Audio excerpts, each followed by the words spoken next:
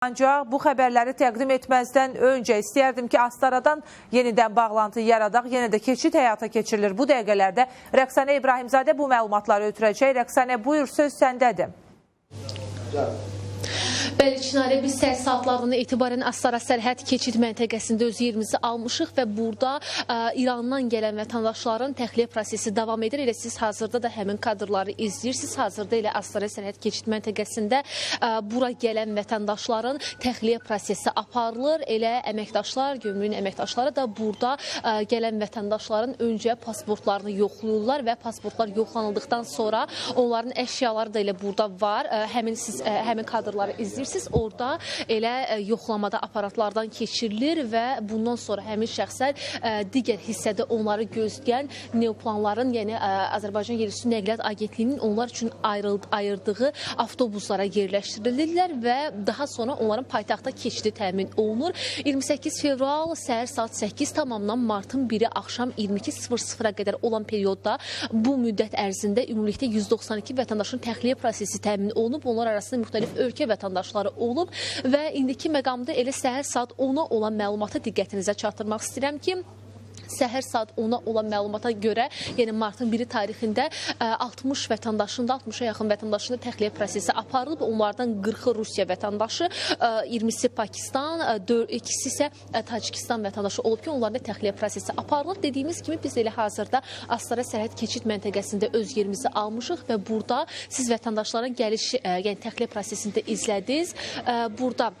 Burada da elə siz həmin kadrları izləyirsiniz. Azərbaycan vətəndaşları da yer alıb, onlar arasında gəlir və onların yükləri oradakı aparatdan keçirilir və yoxlama prosesi tam qaydasında olduqdan sonra həmin şəxslərin dediyimiz kimi bu Astara sərhəd keçid məntəqəsinin arxa hissəsində onlara avtobusları gözləyir və həmin avtobuslarda da onlar öz yerlərini alacaqlar və dediyimiz kimi yenə bu dəqiqələrdə də keçid prosesi davam edir və 1 Fransa, 7 Tacikistan, 5 Azərbaycan vətəndaşında təxliyə prosesi aparılır və ümumilikdə biz sizinlə informasiyalarda paylaşdıq ki, 28 fevraldan martın 1-nə qədər olan müddət ərzində, yəni səhər saat 8-dən martın 1-i axşam 11-ə qədər olan müddət ərzində 192 vətəndaş ümumilikdə rəsmi rəqəmlərə əsasən təxliyə olunub. Hazırki informasiyaya görə 300-ə yaxın vətəndaşında təxliyə prosesi aparılır və onlar arasında Pakistan, Çin, yəni Səudiyyə Ərəbistanı, Birləşmiş Ərəb Əmirliyindən olan şəxslər də var, Bangladeş, Filippin,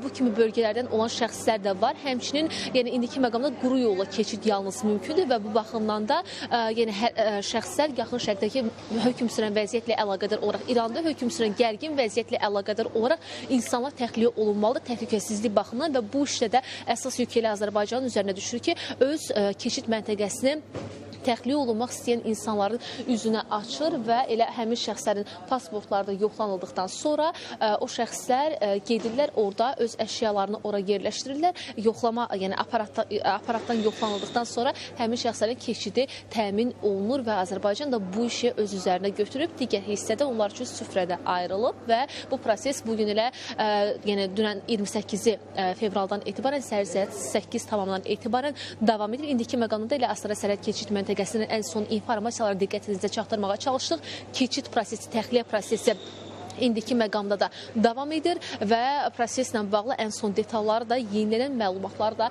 diqqətinizə çatdıracağıq. Söz yenidən sizdədir. Təşəkkürümü bildirirəm Rəqsanə məlumatı bizimlə bölüşdüyünə görə və yeni bir xəbər də var ki,